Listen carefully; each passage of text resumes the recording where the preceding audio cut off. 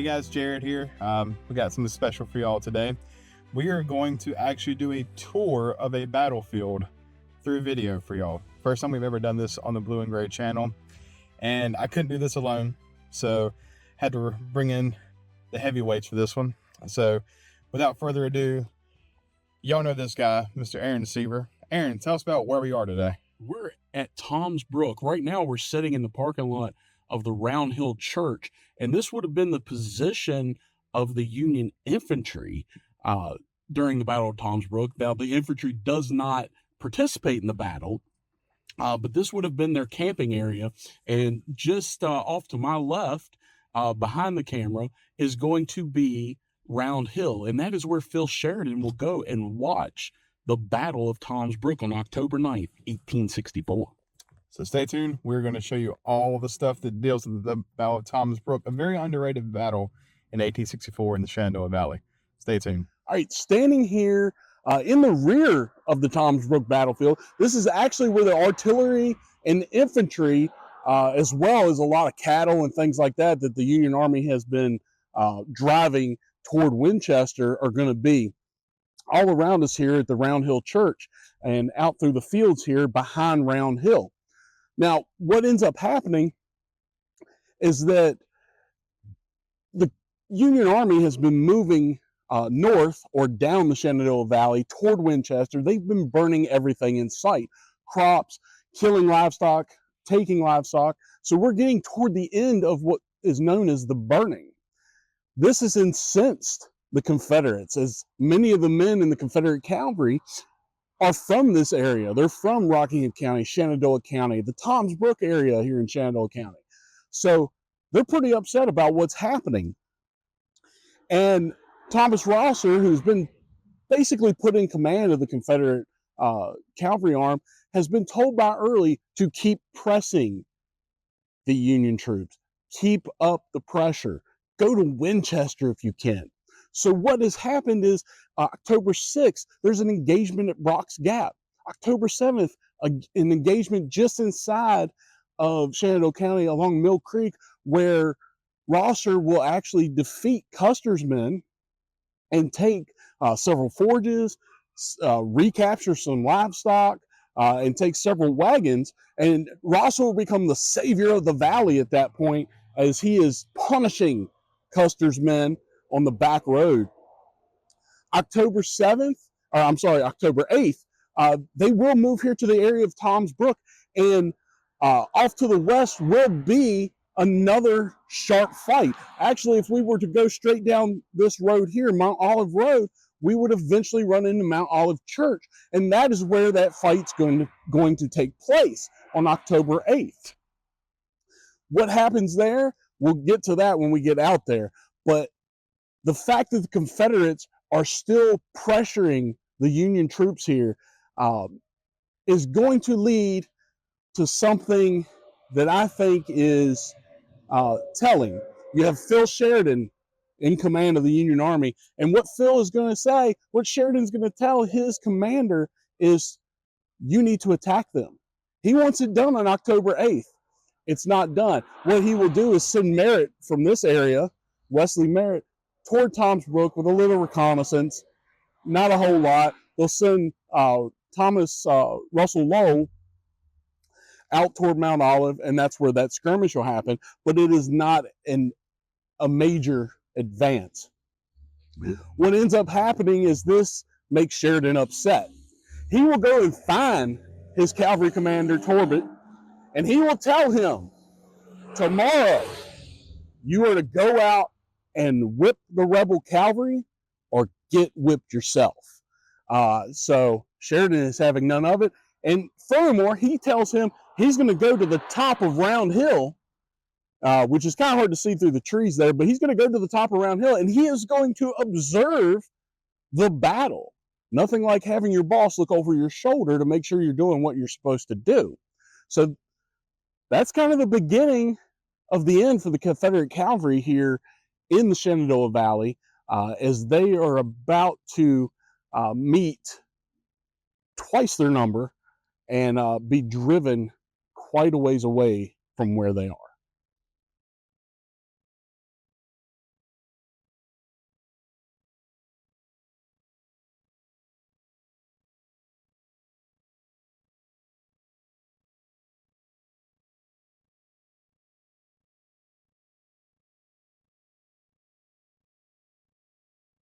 staying here along the back road, and this is where this October 8th action is going to occur, the beginning of it at least. We're in the parking lot of the Mount Olive United Methodist Church in the little hamlet of Mount Olive, and this is where Custer's men are coming to.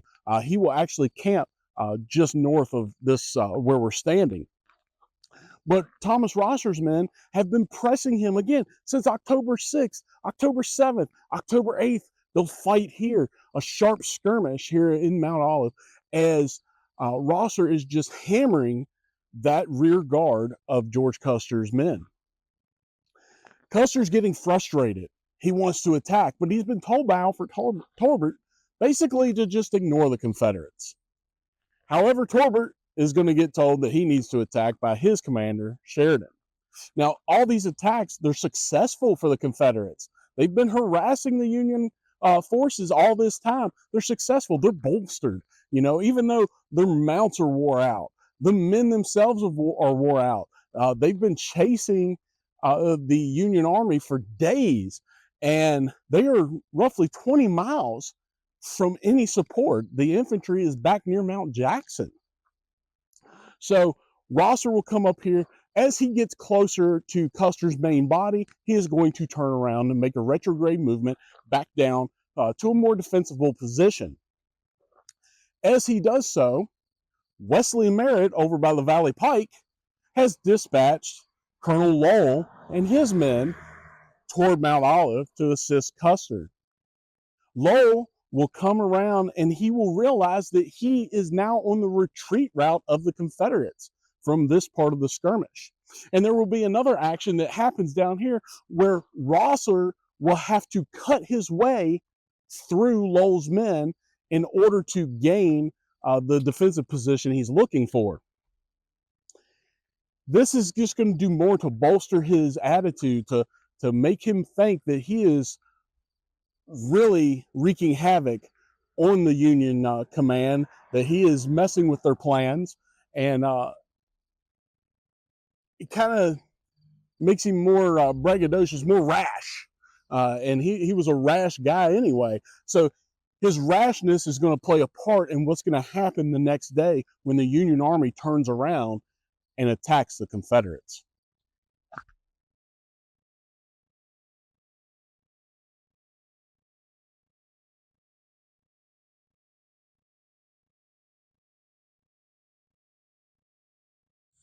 Continuing our talk about the skirmish on October 8th, this is the location where Rosser will have to cut his way through Federal soldiers in order to gain the heights beyond. This could have been an absolute disaster on October 8th, but what it does is it makes Rosser more brash. The fields behind me on October 8th are filled with Union and Confederates almost pretty much hand to hand. They draw sabers and charge into the Federals as the Federals are behind them. And so the action here is just absolutely devastating, but it's one of those things that excites Rosser's, it gets him excited on the inside. It makes him feel like he's almost invincible. And again, that is going to play a role into his decisions the next day on October 9th here at Tom's Brook.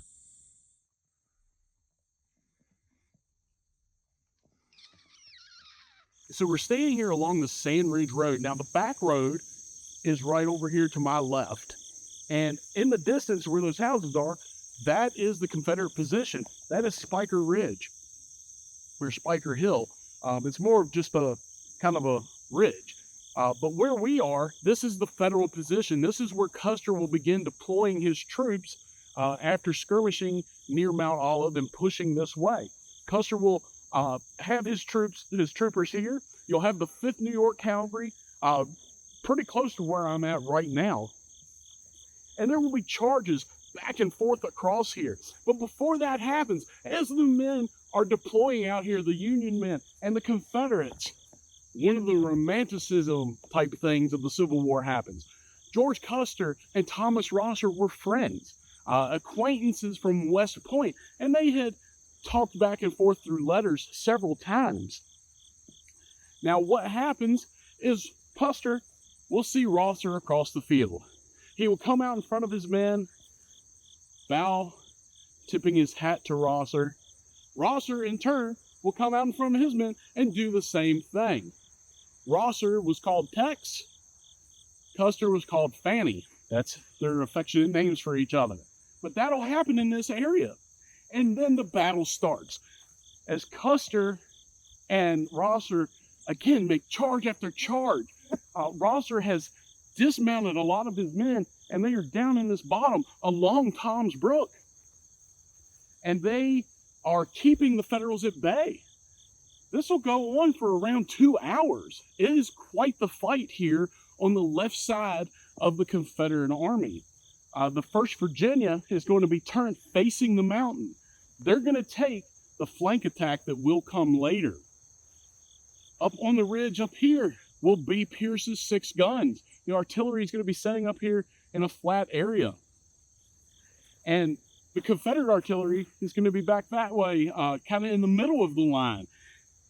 Although the Confederates are outnumbered and outgunned, really, that Confederate artillery is going to keep up a fire on these Federal guns. One reason that Rosser does that, puts the guns in the middle of the line, is because he knows it's going to draw that artillery fire. They're going to have to do counter battery fire against each other. And as they do so, his troopers, his cavalry, dismounted and mounted, are not going to have to worry as much about being targeted by the artillery. So it's a smart idea. But again, he doesn't have enough men to cover this entire area. He can't even get to the mountain fully.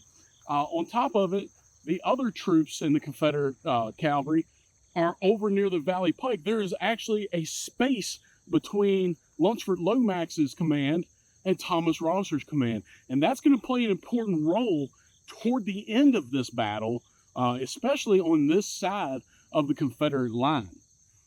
The Union troops, once they make that flank movement, will come crashing in right across the fields behind me, crashing into the Confederate left flank, pushing them off the hill. At the same time, on the far right, near where the Laurel Brigade will be, you're going to have men from Merritt's command under Kidd, who is leading the Michiganders, which were under Custer just a couple weeks before.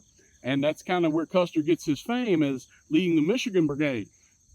Those guys are going to come in on the Confederate right. In the meantime, Custer, who has been making frontal attacks, realizing that he needs to hit the flanks, is going to make another frontal attack. He is hitting Rosser from 3 sides. And the Confederates, with their low numbers and exhaustion, are not going to be able to hold. At that point, they will retreat.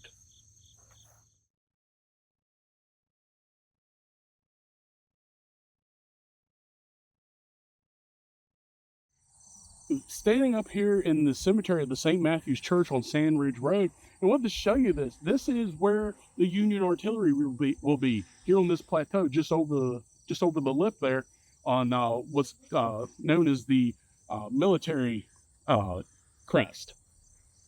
But in the distance, you can see Spiker's Ridge or Spiker's Hill there. But if you look, you'll notice that the Confederate line is actually a series of ridges, and it's going to come all the way around and It's going to come all the way around and go along Back Creek Road.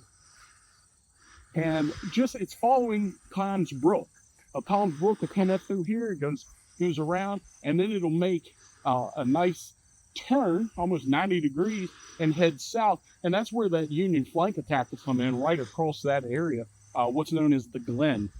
But here, you can really see what a formidable position the Confederates do have. They just don't have enough men to hold it. The Union position here is actually a little bit lower, but having their guns here and being able to see this whole Confederate line, and with the 6,000 troops that the Union Army has, troopers, compared to the Confederates, who have maybe 2,500, maybe a little bit more, they're going to be vastly outnumbered. So you're able to see really how the Union Army is going to advance against um, against the Confederate forces. This would have been roughly the area of some New Jersey troops. I believe it's the 2nd New Jersey.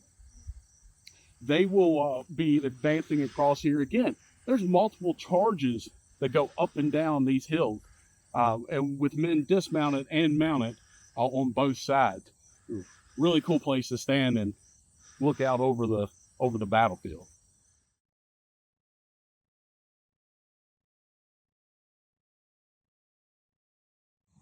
So we're standing here at Manor Hill Drive, and behind me, this is where the Laurel Brigade will be, up here on this ridge. And you will have men down here in the bottom. Tommy Brook is just inside of those weeds there. And this is all protected property, which is great. So we are able to tell the story here. But Rosser's right flank is here on this hill. Now, they are kind of facing toward behind the camera a little bit. That's where the 2nd Ohio is. But what's going to happen is that Colonel Kidd's men from Merritt's division are going to start forming up on these ridges and farther out to my right. The Laurel Brigade is the flank of Rosser's men. And they are now going to have to not only contend with the 2nd Ohio and Custer's men that are over here, but now they've got Colonel Kidd coming out. At one point, the men down here in the bottom, when the flank attack starts, will start yelling that they are flanked. That's actually going to happen on both ends of the Confederate line. They'll be yelling, "We are flanked, we are flanked," and begin to retreat. When the Union flank attack does happen, the men up here will retreat. Some of them, most of them actually from this area, will be going toward Route 11, toward the Valley Pike, in an effort to get out of the way of the pursuing Union soldiers.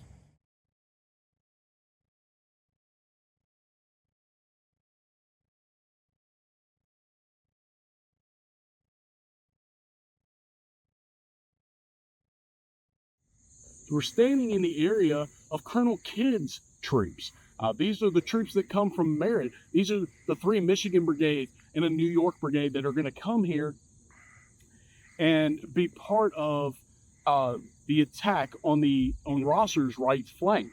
Facing them will be the 12th Virginia and the 35th Battalion. They're going to be just down over here, right along the roadway. And as Kidd begins his attack, he is going to be able to push those Confederates out and flank the position where the Laurel Brigade is, which is the 7th Virginia and several others.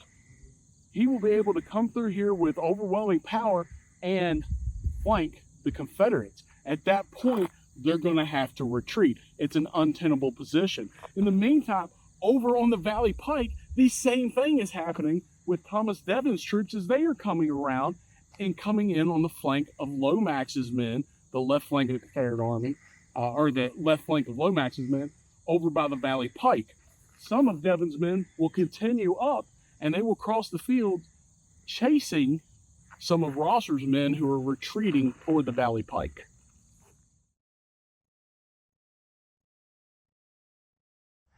So where we're standing is going to be the position that Thomas Devon's men are going to come into. The Confederates have been driven off of their defensive position. They are now retreating, some down the back road, and those that were over with the Laurel Brigade are moving back through this area, heading back toward the Valley Pike.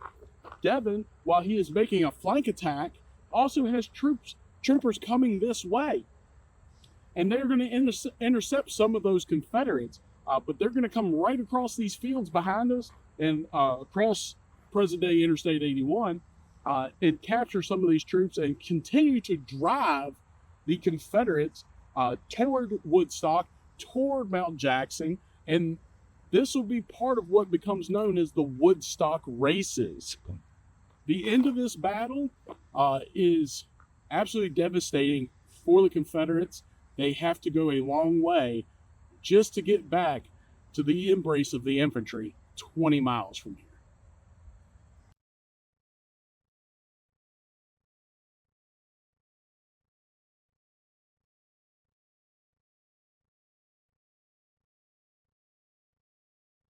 So we're now in the town of Toms Brook, and we're standing along Valley Pike, Route 11. So it's pretty busy, but during this battle, on this part of the battlefield, you're going to have Union troops under Laurel advancing to the position where we're at. And they're actually going to go out to my left, or well, to my right, and behind the fire department here. There's a nice ridge that those men will be sitting on top of. Opposing them will be the Confederates, and they will be at the top of the hill, up on the Toll House Ridge, as well as across the railroad track. Those men are all under Lunsford Lomax. Now, Lomax has the bigger portion of Confederate cavalry, except that most of them are dispatched on other duties, so he does not have more than maybe 800 men here at Toms Brook. But he's going to occupy the ridge above Jordan's Run, which is just down in the bottom of the hill here. He's going to occupy that position. There is that space between Rosser's men and Lomax's men, which is what enables the Federals to make two flanking attacks during this battle. But when this battle starts, Aaron and his troops will move out, they'll come down the Valley Pike, Lomax's men, they'll locate them, a sharp, heavy skirmish will happen, and then those units, both armies will kind of sit and look at each other for a few minutes while they are trying to figure out what's happening on the back road. It'll almost be simultaneously that as the attacks on the back road are happening and the break of the Confederate line there, that Merritt's men will make that final charge here. And Lomax's men really do not have enough weaponry to really withstand a full-on charge. Many of those men have long rifles. They have rifle muskets instead of carbines. A lot of them don't even have pistols or sabers. So to be able to ward off an attack of Russian cavalry, especially overwhelming numbers, they're not going to be able to do that. Good.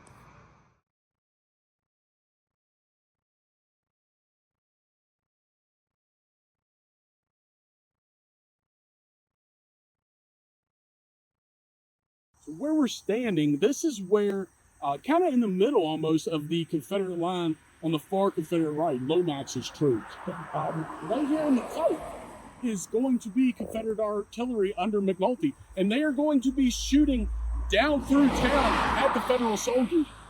The churches down here are going to get some damage down in the town. Some of the town structures will be hit. But dang, that happens right here. When the charge is made of Lowell's men up the hill toward Oakland, this will be where they will hit. The Confederates from over in Rosser's position are starting to flow back this way as well. And as the attack happens, that is when the lines are played. This is in conjunction with what is happening over on the back road. The Union troops will push now. The Confederates will retreat, but they will continuously try to stop at certain places to kind of ward off this attack. But eventually, they're going to be chased more than 20 miles back to Mount Jackson. And this will become known as the Woodstock races, as the cavalry will start going through the town of Woodstock, not far from here, being pursued by the Federal cavalry. Again, all the way to Mount Jackson.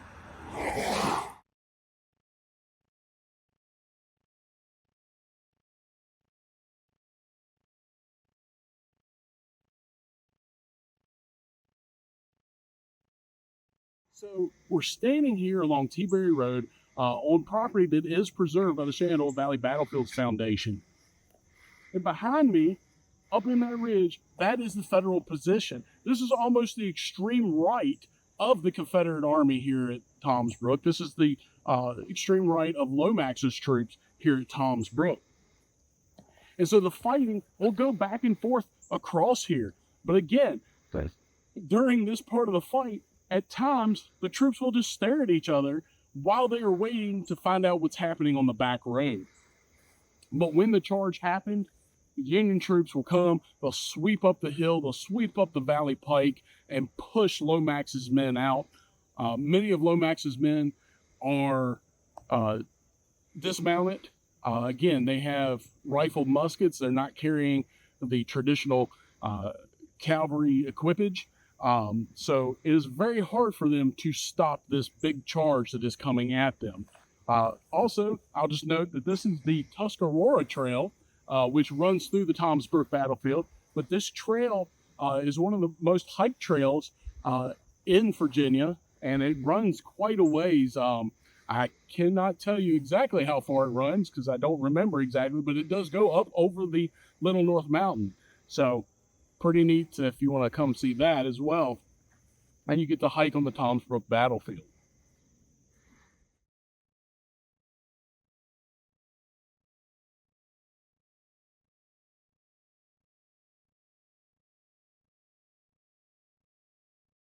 All right, so we're staying here in the Shenandoah County Park, just outside of Toms Brook. As you can see behind me, there's a wonderful Civil War trail sign here that talks about this portion of the battle and kind of what happens around us. But where we're at, we're just behind where Lomax's men would have been. They're just over the ridge there along the Jordan's Run. Thank you. And I should mention that on the day of this battle, October 9th of 1864, it is cold and it's spitting snow. Now, it's raining on us right now, and it's actually pretty warm. It feels nice. But in October of 1864, it's spitting snow and rain and very cold. And so the men are having to fight not only each other, but fight through the chills and things of an October day in Virginia.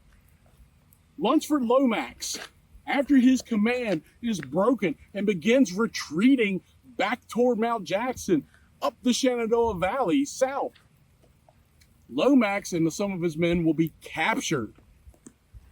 Lomax, however, will escape. After he is captured, he will actually knock out one of his captors and join a charge into his own men. He will join a Union charge as a Confederate officer into his own men.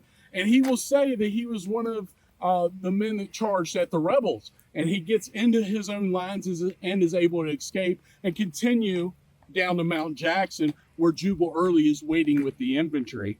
So, really neat. That happens right in this area.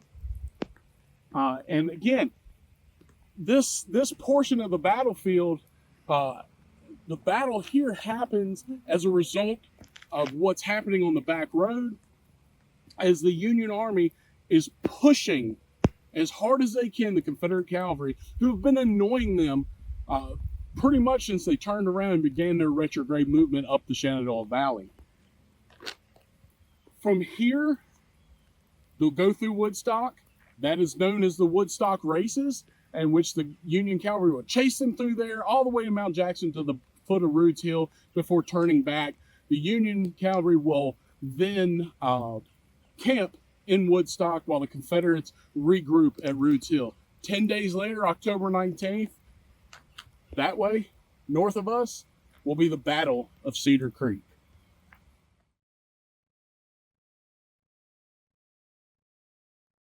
So we're standing in Columbia Furnace. This is along the back road. This is where Rosser's men are going to retreat to, most of them at least. They will camp here on the night of October 9th after being chased 19 miles to this location. Now, they had camped here before the battle as they were moving north, but this is a very historic area. Not only do you have Rosser's men camping here, Custer's men camping in this area, you also have actions that happened here in 1862 with Turner Ashby's cavalry. So a lot of cavalry comes through this area along the back road. But out through the fields here and right here along the river is where Rosser's men will camp after the Battle of Toms Brook. There are still a few things standing from the furnace that was here, the building across the road. And then there is a house through the trees there where actually Jedediah Hotchkiss will have stayed at one point. So if you know who that is Thomas J. Stonewall Jackson's map maker in 1862. But this is where, for Rosser's men, the Battle of Tom's Brook will basically end.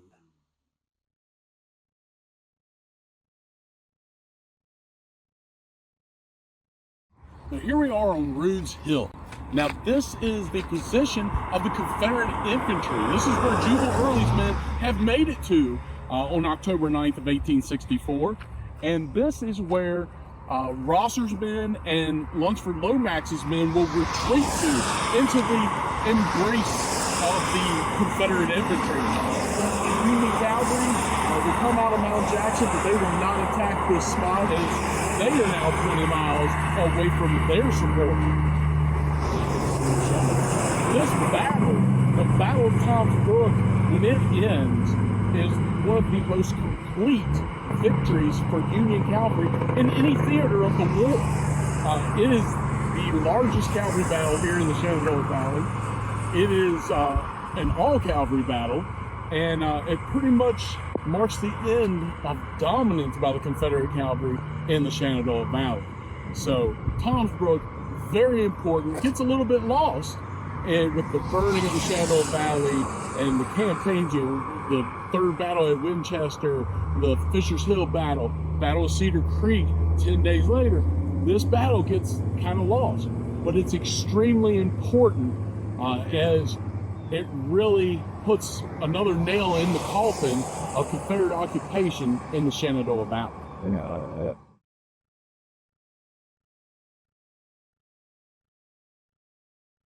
Hey guys, hope you enjoyed that. Something new for us on this channel. So let us know if you enjoyed it, where you would like to see us go next, and we might bring Aaron along with us. I'd be happy to come along. And be sure, if you're out when wanting a tour like this of your own, look up Aaron Civil War Travels online, Facebook, YouTube, Instagram, TikTok. He's everywhere. If you want him to show you around at your next battlefield tour.